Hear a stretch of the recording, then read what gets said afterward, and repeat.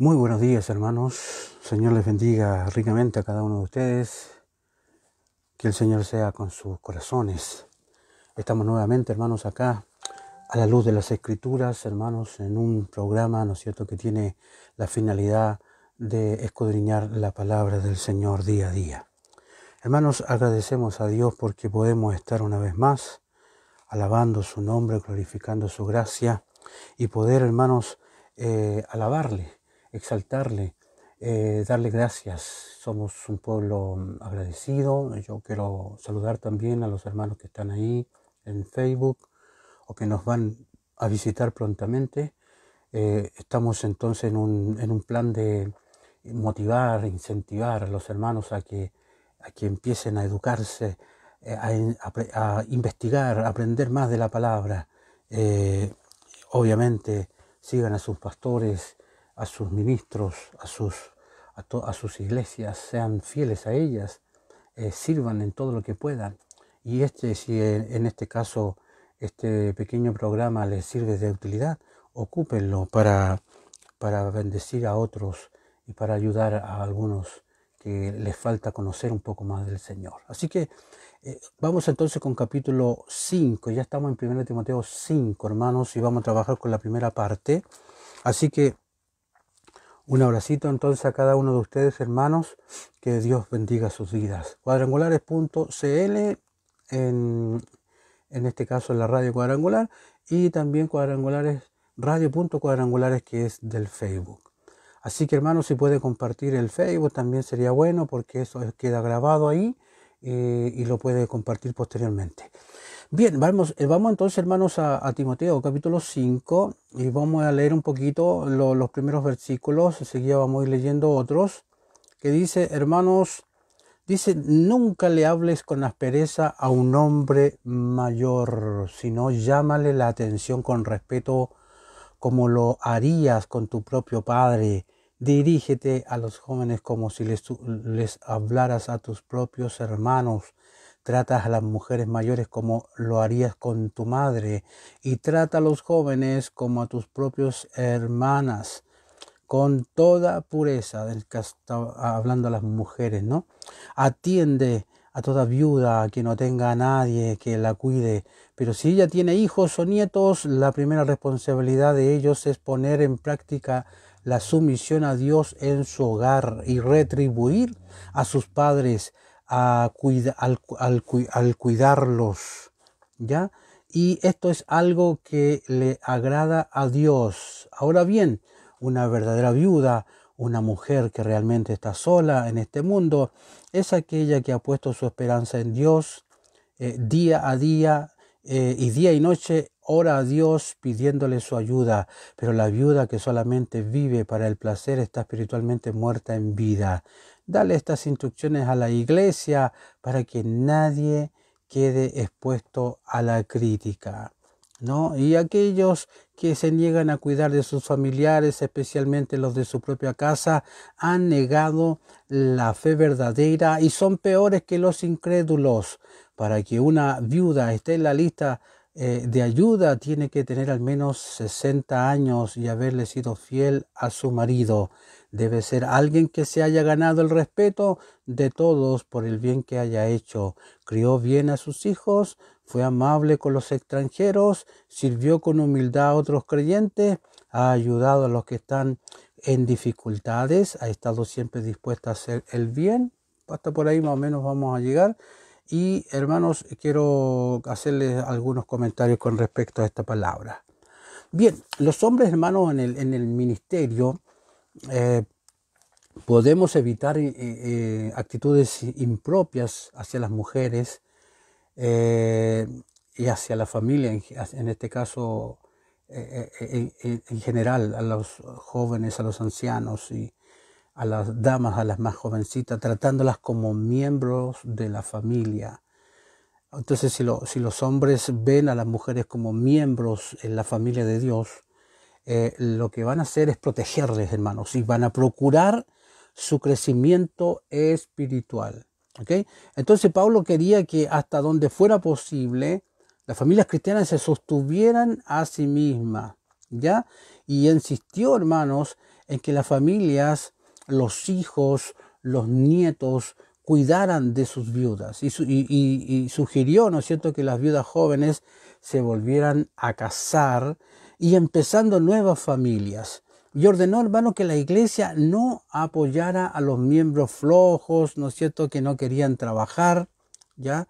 Según de Timoteo 3:10. Sin embargo, cuando era necesario, los creyentes compartían sus propios recursos. Así que ellos daban, hermanos, fíjate que daban con mucha generosidad para ayudar a las iglesias que enfrentaban dificultades y desastres.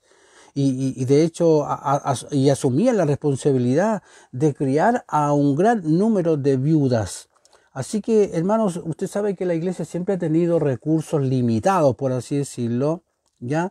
Nunca tenemos de más y siempre ha tenido que balancear, ¿cierto?, las necesidades económicas con la generosidad. Y esto solo tiene sentido para los miembros que trabajan tan arduamente como les es posible y son tan independientes como pueden para poder sostenerse a sí mismos, y a los miembros menos afortunados dentro de la iglesia del Señor. Entonces, cuando los miembros de la iglesia son responsables y cuando son generosos, es posible satisfacer entonces las necesidades de todas las personas, ¿ya? De hecho, las viudas por lo general, hermano, no se podían mantener a sí mismas, ya que no tenían una pensión, una jubilación, un seguro de vida, o seguramente un trabajo digno, ¿no es cierto? Me refiero, eran limitados en ese entonces este tipo de trabajo como el caso de hoy día. Así que era una responsabilidad, naturalmente era una responsabilidad, hermanos, de cuidar a los más necesitados y recaía primero sobre sus familiares, las personas que estaban más estrechamente relacionadas con ella. Ese era el deber inicialmente. Así que, hermanos, voy a ir a analizar un poquito de una manera más cuidadosa estos primeros versículos. Como dije al principio, escondido en este versículo hay otro de esos profundos conocimientos, hermanos, psicológicos, por decirlo así, que se encuentran con tanta frecuencia en la Escritura, que son muy profundos, hermanos, que dice que la forma en que tratamos a las personas depende de cómo las vemos. Claro, hermano, entonces Pablo está sugiriendo que si Timoteo ve a cada hombre mayor de la congregación, lo ve como a un padre, ¿ya? Lo va obviamente a tratar con una natural deferencia y respeto. Entonces, como miras a otra persona es muy importante. Entonces aquí Pablo está diciendo a Timoteo, míralo como si fueran tu familia.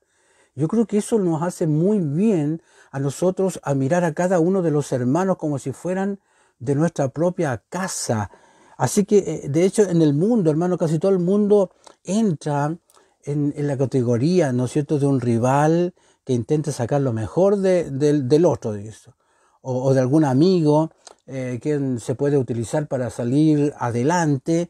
Sin embargo, como cristianos debemos tener una visión que sea absolutamente diferente de otras personas. Entonces Pablo le dice a este joven, al joven pastor Timoteo, que mire a los hombres mayores como miraría a su propio padre, para verlos como hombres con cierto grado de experiencia, ciertos hombres que han sobrevivido a crisis en sus vidas, que la han pasado, que la han vivido todas, hombres que han desarrollado cierto grado de comprensión, ya, y sabiduría, ya, cierto, en virtud de ya haber vivido tanto tiempo experimentando situaciones. Así que, hermanos, vemos entonces que siempre es bastante difícil, siempre ha sido difícil, hermanos, poder reprender a alguien, ¿ah? No es fácil esto de reprender a alguien con amabilidad. Y a Timoteo le correspondía a veces, ¿no es cierto?, un deber que era probablemente muy complicado, ¿no es cierto?, muy crítico, porque no era sencillo, era difícil reprender a un hombre, mi hermano, a un hombre mayor, que él no era fácil, pues no era fácil. De hecho, Crisóstomo escribe lo siguiente, dice que la reprensión es ofensiva en su propia naturaleza. No sé si usted le ha llamado la atención a alguien, ¿no es cierto? Generalmente si alguien se pone, a menos que sea un hombre muy humilde o una mujer muy humilde, se queda calladito, no dice nada, pero la mayoría, hermano, se pone muy a la defensiva y particularmente cuando se dirige a un anciano, ¿no es cierto? Y cuando procede también de un joven, ¿no es cierto? ¿Qué me va a venir a enseñar este joven? Esa es un poco la cultura, ¿no? Entonces, y ahí vemos, hermanos, cómo tiene que tener la sabiduría Timoteo para tratar a los ancianos, porque es posible reprender sin ofensas, hermanos, ¿no? Hay que tener esa gran discreción, hay que tener ese tino para llegar a ellos, ¿no? Entonces, de hecho, la reprimenda, hermanos, siempre es un problema, siempre ha sido como una especie de problema, hermanos, y puede que nos desagrade tanto la tarea de hacer esta pega, de pronunciar una palabra de advertencia a ciertas personas que intentamos eludirla por completo, y eso es muy común a mí, me cuesta mucho a mí enfrentar las personas cuando están cometiendo errores, me cuesta bastante, ¿no? Es muy difícil para mí eso. Y muchas personas, hermanos, posiblemente se habrían salvado o salvado del dolor, me refiero, y a lo mejor del naufragio, si alguien les hubiera dicho alguna palabra de advertencia en algún momento indicado, en el tiempo preciso. Entonces, nadie puede, en este caso no puede haber una tragedia más conmovedora, hermanos, que escuchar a alguien decir, bueno, nunca hubiera llegado a esto, nunca hubiese llegado a esto si alguien hubiera hablado, ¿no es cierto?, a tiempo, o alguien me hubiese reprendido, o alguien me hubiese exhortado, ¿no es cierto? Entonces, siempre es incorrecto eludir la palabra que se debe pronunciar. Yo fallo mucho en esa área, ¿no? Que Dios me ayude en eso, hermano. Y podemos reprender a una persona de tal manera que claramente no hay nada más que ira en nuestra voz, por ejemplo, ¿no? Y nada más que amargura en nuestras mentes y corazones. Entonces, una reprimenda dada únicamente con ira, lo único que va a hacer es producir miedo, puede causar dolor, hermano, pero casi inevitablemente va a despertar resentimiento. La persona no va a querer nada conmigo ya, y su efecto último, hermano, bien puede ser confirmar a la persona equivocada en el error de sus caminos. Entonces, la reprimenda de la ira, cuando está metida, está con ira, cuando está así en una manera odiosa, rara vez son efectivas y es mucho más probable que hagan mal que bien. ¿No es cierto? Es interesante ver a algunas personas cuando reprenden a alguien, le toman el hombro, le abrazan, le hacen cariño en la cabecita. ¿Te fijas? Hay que ser inteligentes para reprender a alguien que está equivocado, está cometiendo un error. Hay que hacerlo con mucho cariño, con mucho respeto, con mucho amor, con mucha suavidad. ¿Te fijas el detalle? Entonces, de hecho, yo creo que, hermanos, que Dios nos ayude a ser mucho más sabios para cuando tenemos que reprender a alguien, ¿no? Entonces, cuando ya hablamos, hermanos, de las relaciones de la vida, vemos los dos primeros versículos, ¿no es cierto?, en esto de tratar con los ancianos, los jóvenes, las más jovencitas, etcétera. Primero vamos a ver, hermanos, que estos versos establecen el espíritu, ¿no? El espíritu que debe mostrar las diferentes relaciones de edad. Vamos a ver primero. A las personas mayores debemos mostrar afecto y respeto, estamos claros, ¿ya? Un hombre mayor debe ser tratado como un padre y una mujer mayor como una madre. De hecho, el mundo antiguo conocía bien la diferencia y el respeto que se deben a la edad. Tenían que tener mucho cuidado, ¿no es cierto? De hecho, Cicerón escribe, dice, es entonces el deber de un joven mostrar deferencia a sus mayores y apegarse a los mejores y más aprobados de ellos para recibir, decía, el consejo y la influencia. por la experiencia de la juventud, requiere la sabiduría práctica de la edad para fortalecerla y dirigirla. Y esta época de la vida es sobre todo para ser protegida contra la sensualidad y frenada para trabajar y aguantar tanto la mente como el cuerpo, ¿ya? A fin de ser fuerte para el servicio activo en el ejército y servicio civil. Entonces, hermanos, vemos también que Aristóteles decía, también todas las personas mayores se les debe dar el honor. Aristóteles, ¿no es cierto?, un nombre connotado de los griegos, y decía, a todas las personas mayores se les debe dar el honor apropiado para su edad, levantándose, hermano, para recibirlos, ¿cierto? Cuando alguien, a veces uno ve a un anciano, ¿no es cierto?, y corre para atenderlo. Bueno, a mí ya me están haciendo eso, ¿no? Cuando andaba en micro, porque ya hace rato que no ando en micro, alguien se para y me da el asiento. Y digo, yo no estoy tan viejito para que me dé el asiento, pero ya es que es bueno ver ese tipo de cosas, ¿ya? Levantarse para recibirlo, ya darles el asiento para ellos. Eso decía Aristóteles, ¿no? Y es una de las tragedias de la vida que la juventud a menudo encuentre la edad como una molestia. O sea, que los jóvenes, hermanos, pues, puedan ya estar poco tolerantes con los más ancianos. Yo creo que es delicado, es feo observar en este caso eso, hermano, que ver, hermanos, que los jóvenes ya no tienen tanta tolerancia con los más viejitos. Entonces, hermanos, vemos entonces que si la juventud tuviera el conocimiento y si la edad tuviera el poder, ¿ya? Pero cuando hay respeto y efectos mutuos, o sea, cuando se ama un joven con un viejito, con un adulto, entonces la sabiduría y la experiencia de la edad pueden cooperar, hermanos, con la fuerza y el entusiasmo de la juventud. O sea, si se junta un joven con un anciano, es una dinamita, ¿no? Para el gran beneficio de ambos, que podría ser el caso de Pablo y de Timoteo, ¿no? Obviamente puede que haya alguna relación ahí, ¿no? Entonces, hermanos, segunda cosa, con nuestros contemporáneos, o sea, debemos mostrar fraternidad, o sea, los que son de una edad parecida a la nuestra, los hombres más jóvenes deben ser tratados como hermanos. Y de hecho Aristóteles lo dice, a los camaradas y hermanos se les debe permitir la libertad de expresión y el uso común de las cosas. Ya con nuestros contemporáneos debería haber tolerancia y compartir con ellos. Número 3, hermanos, vemos que con las personas del sexo opuesto, este es el problema más grave, hermano, ¿no? Nuestras relaciones siempre deben estar marcadas con pureza. Y como yo he dicho ya anteriormente, esta es una situación delicada, hermano. La pureza se ha ido perdiendo. La mayoría de los hombres tenemos una tendencia, ¿no es cierto?, de mirar así a las damas de una manera no apropiada, de lo cual hemos tenido que luchar, hemos tenido que detenernos, hemos tenido que mantenernos en la raya, en la línea.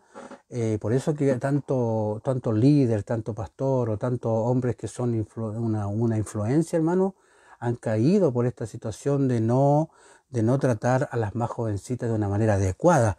Y de hecho aquí dice, debe estar marcado por la pureza, ¿ya?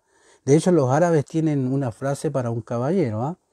Lo llaman un hermano de niñas. Así lo llaman, ¿no?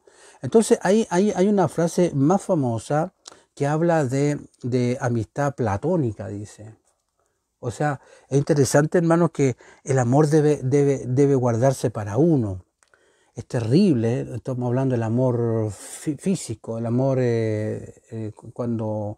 o el amor eros, por así decirlo, cuando alguien se enamora de la otra persona. Ya es terrible cuando las cosas físicas dominan la relación entre los sexos, ¿ya? Y un hombre no puede ver a una mujer sin pensar en términos de su cuerpo, hermanos. Que Dios ayude, porque Timoteo, hermanos, está en una época muy especial. Era un jovencito, seguramente muy atractivo, un joven que tenía la gracia de Dios, porque los jóvenes que tienen la gracia de Dios son muy atractivos. Y no falta, hermanos, que mucha gente lo mire de esa manera, no sé, ¿me entiende? Sin pureza, ¿entiende? Entonces nosotros como creyentes, como líderes, como pastores, como unos representantes del liderazgo de la iglesia, tenemos que tratar a las más jovencitas con mucha delicadeza, con mucha pureza y con el alejamiento adecuado, ¿ok? Así que Dios nos ayude en eso, ¿no? Ahora, también, hermanos, vamos a ver el deber de la iglesia en la parte familiar. Aquí está ya en los versículos 3 al 8. Dice, honra a las viudas que están genuinamente en la situación de indigencia de una viuda, pero si alguna viuda tiene hijos o nietos, que esos hijos aprendan a comenzar por cumplir con los deberes de la religión de sus propios hogares y que aprendan a devolver todo lo que sus padres han hecho por ellos. Ahí puede leer hasta el versículo 8, por favor, hermanos. La iglesia cristiana, ¿sabe lo que hizo? Usted sabe que heredó una excelente tradición de caridad para con los necesitados. Ningún pueblo, como ya hemos dicho hartas veces, ningún pueblo se había preocupado más por los necesitados y por los ancianos que los judíos. O sea, y de hecho la iglesia lo heredó. La iglesia, me refiero cuando ya parte la época de la era de la iglesia. Entonces, ahora se dan consejos para el cuidado de las viudas aquí, por ejemplo, y bien pudo haber aquí dos clases de mujeres. Ciertamente hubo viudas, hermanos, que se habían convertido en viudas de lo más normal posible por la muerte de sus maridos, ¿cierto? No hay inconveniente ahí. Pero no era raro en el mundo pagano, mire, y esto quiero que lo tenga presente, mire, porque hay que entender el contenido, por qué escribieron lo que escribieron en este caso los autores, hermanos. Fíjate que no era raro en el mundo pagano, en ciertos lugares, hermanos, que un hombre tuviera más de una esposa cuando se convirtió, pues, hermano. Claro, si en esa época se permitía todavía, en este caso era parte cultural la poligamia. Muchos de ellos tenían una, dos, tres, hasta 5 esposas, algunos de ellos. Entonces, cuando se convirtieron, hermanos, y sobre todo si eran paganos, a eso me refiero, ¿no? Entonces, incluso en el mundo judío ocurrió esto. Entonces, cuando el hombre se hacía cristiano, no podía seguir siendo polígamo. Claro, no podía seguir siendo de la misma manera y por lo tanto tenía que elegir con qué esposa iba a vivir.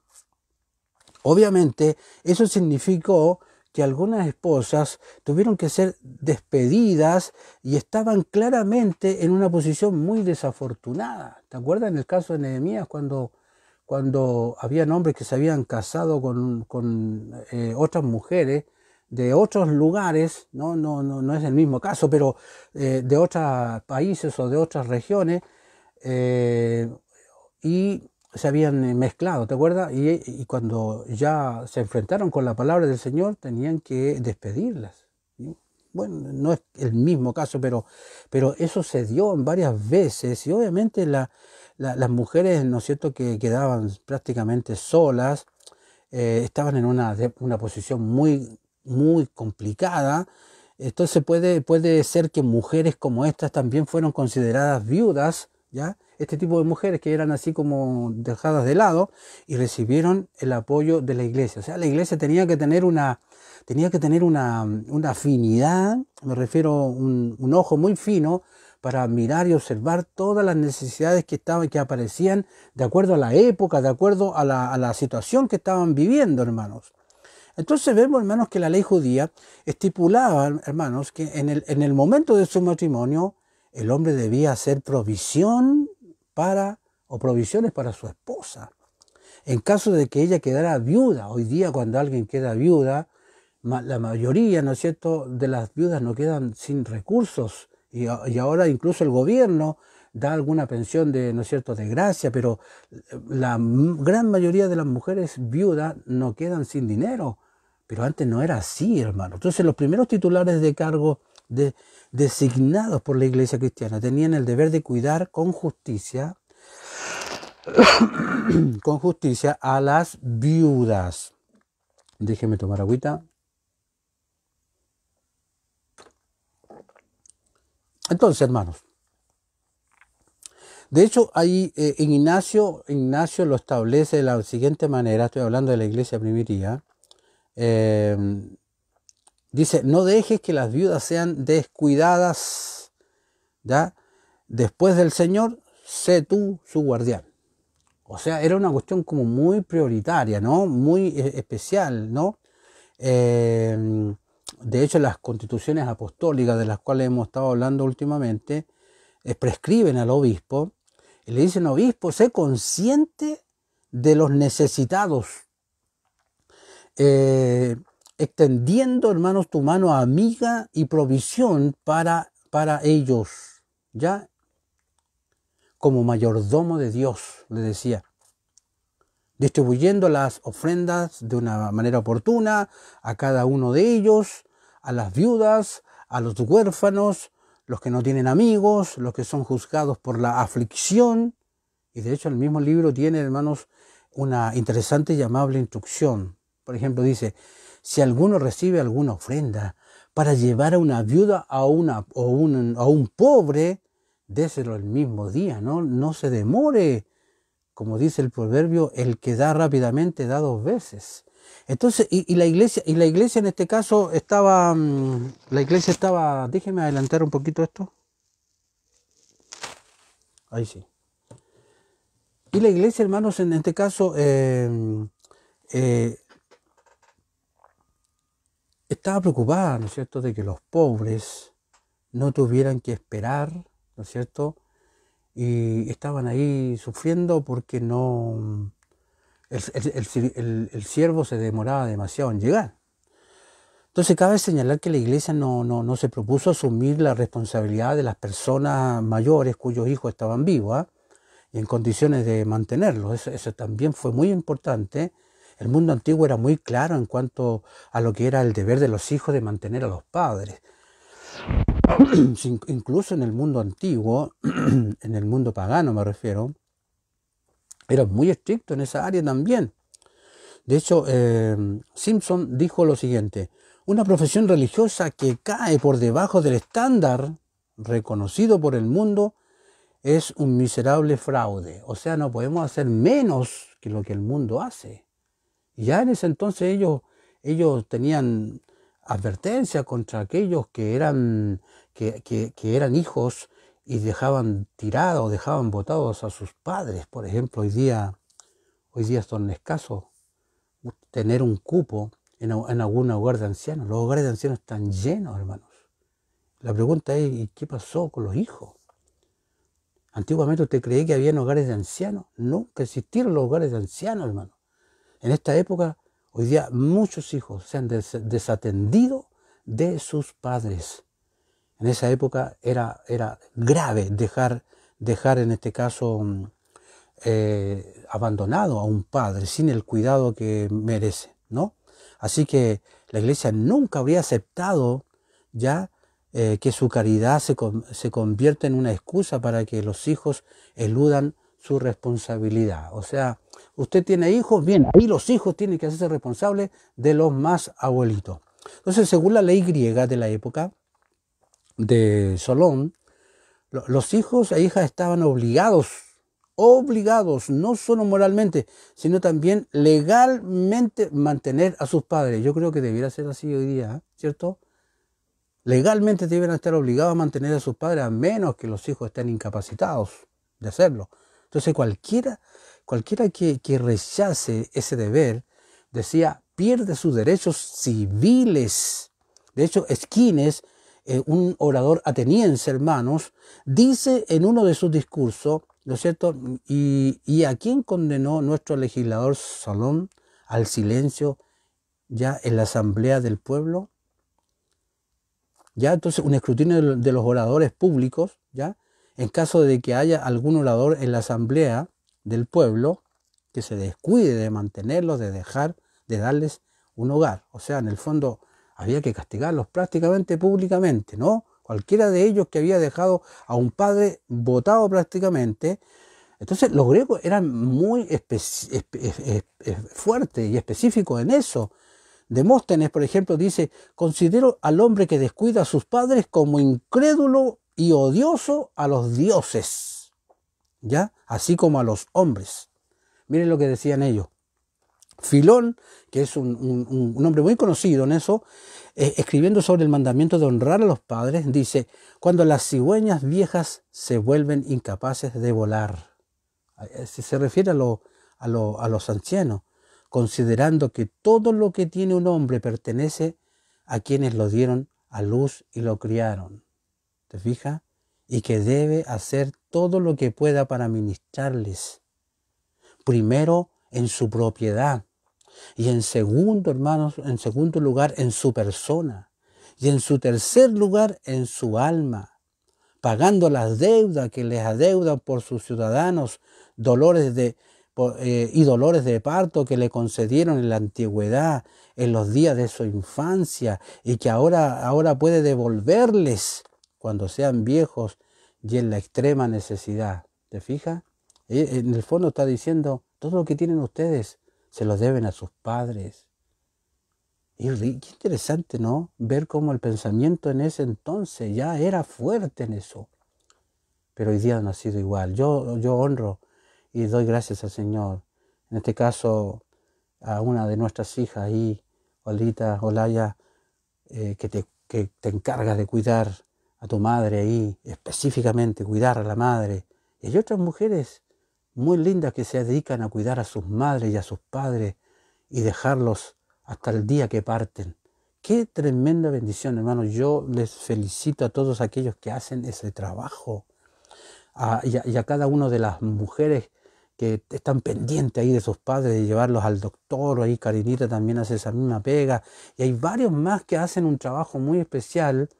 Pero qué terrible, hermanos, pensar que alguien no quiere saber nada de su papá y luego buscan, ¿no?, Fundación La Rosa ahí para que sus padres vayan a morir por ahí, ¿no?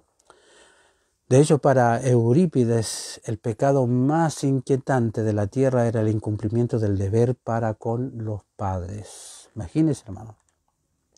Entonces, de hecho, los escritores éticos del Nuevo Testamento estaban seguros de que el apoyo de los padres era una parte esencial del deber cristiano.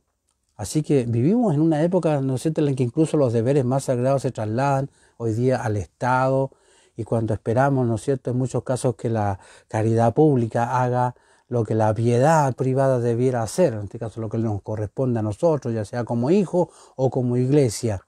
Así que como lo ven las epístolas pastorales, la ayuda que se le da a un padre es dos cosas. Primero, es un homenaje al destinatario.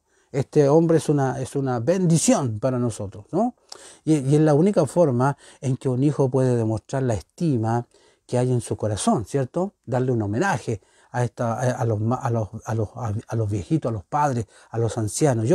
Y en segundo lugar, es una admisión de los reclamos del amor, hermanos. Es retribuir en el fondo el amor recibido en tiempos de necesidad. Ya con el amor dado en tiempos de necesidad. Y solo con amor se puede pagar el amor. Así como nos amaron, así como te amaron, hermano, tú tienes que amar a los que están ahí en necesidad, que son tu familia, ¿no? Así que, hermanos, queda una sola cosa por decir y sería muy injusto no decirlo, ¿no? Este mismo pasaje continúa estableciendo algunas de las cualidades de las personas a las que la iglesia, ¿no es cierto?, está llamada a apoyar. Lo que es verdad de la iglesia es verdad dentro de la familia, ¿ya? Si una persona debe recibir apoyo, esa persona debe ser, ¿no es cierto?, compatible. Me refiero a que haga lo mismo para el otro lado. O sea, si un padre es llevado a un hogar y luego por una conducta desconsiderada no causa más que problema, surge otra situación. O sea, aquí hay un doble deber. El deber del hijo de mantener a los padres y el deber de los padres de ser tal apoyo dentro de lo que sea posible en lo que es la estructura del hogar. Es la exigencia para los dos lados, ¿no? Entonces, hermanos,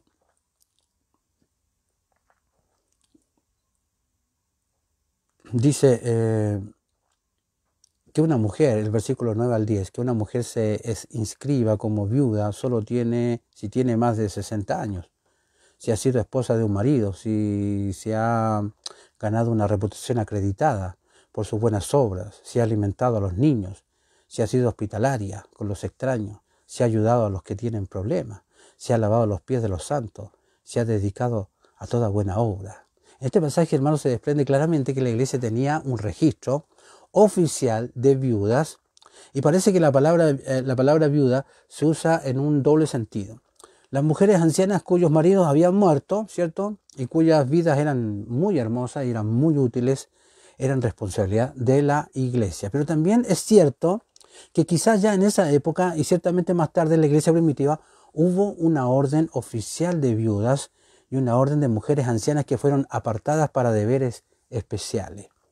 De hecho, en el reglamento de las constituciones apostólicas se nos dice, hermanos, cómo era la vida y la organización de la iglesia en el siglo III. Se establece, por ejemplo, se nombrarán 3 viudas, decía ahí, 2 para perseverar en la oración por los que están en tentación y para la recepción de revelaciones cuando sean necesarias, pero una para asistir a las mujeres que son visitadas por enfermedad. ¿Ya? Debe estar dispuesta al servicio, debe ser discreta, diciendo a los ancianos lo necesario, no avariciosa, en este caso que fuera una mujer dada mucho al dinero, no dada al vino, para que esté sobria, decía, y pueda realizar los servicios nocturnos y otros deberes amorosos que tenía que hacer.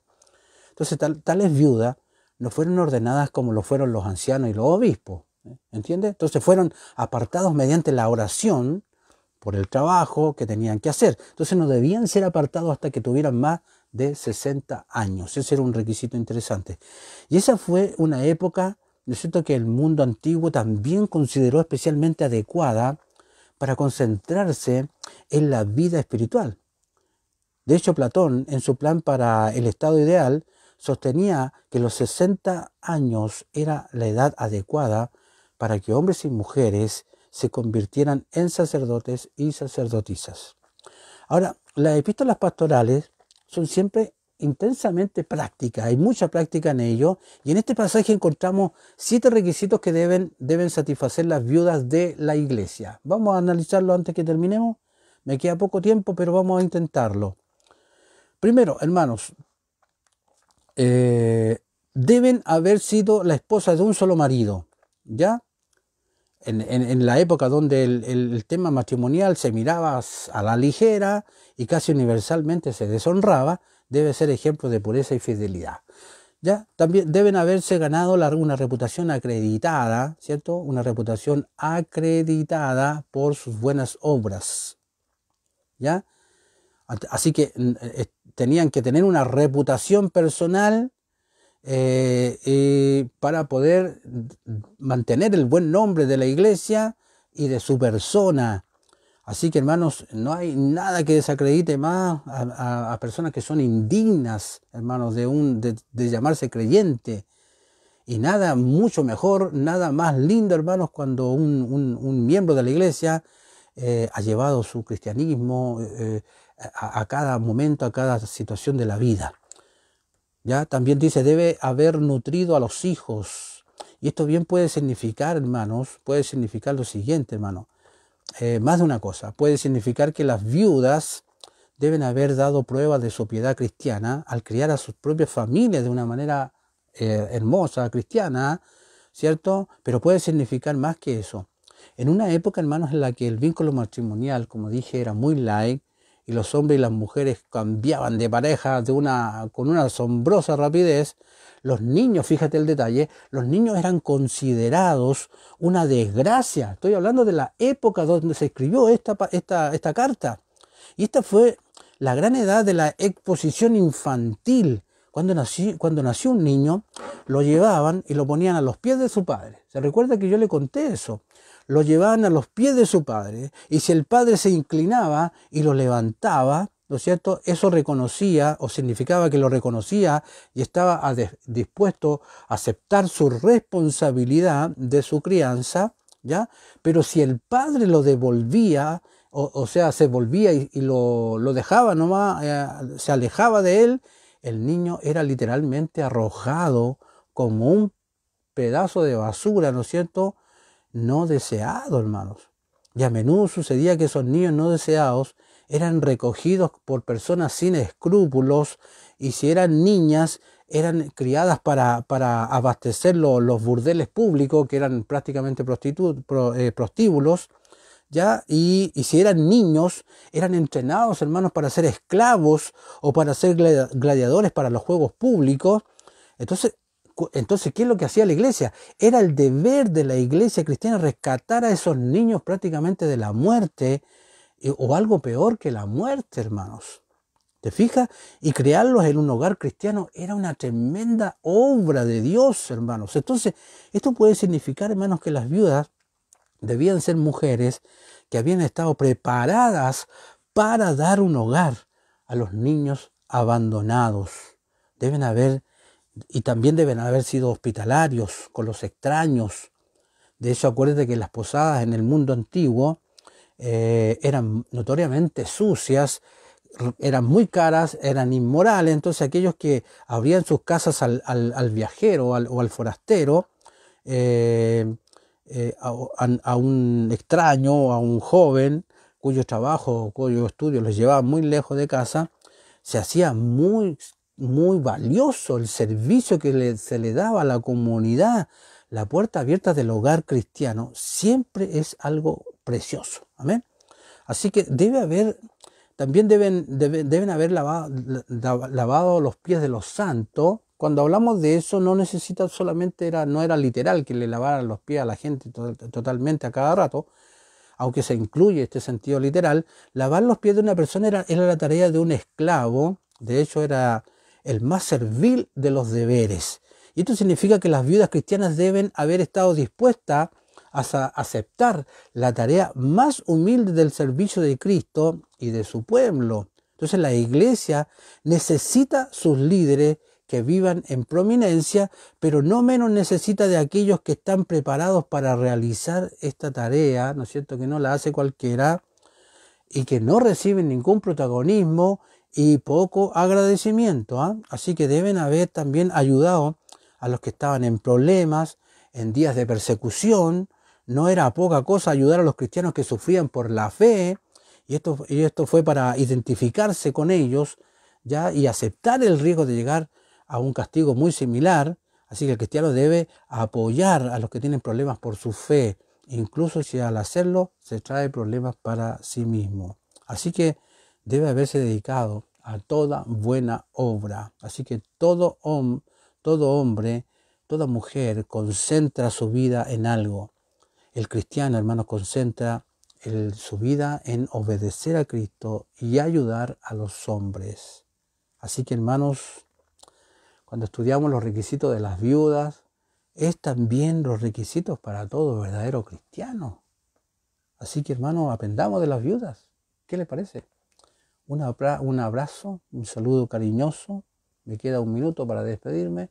Que Dios les ayude, les bendiga y sea de bendición esta enseñanza para usted y pueda aplicarla, abra su corazón a lo que Dios está hablando a su iglesia. Amén. Dios bendiga sus vidas. Mucha bendición, hermanos.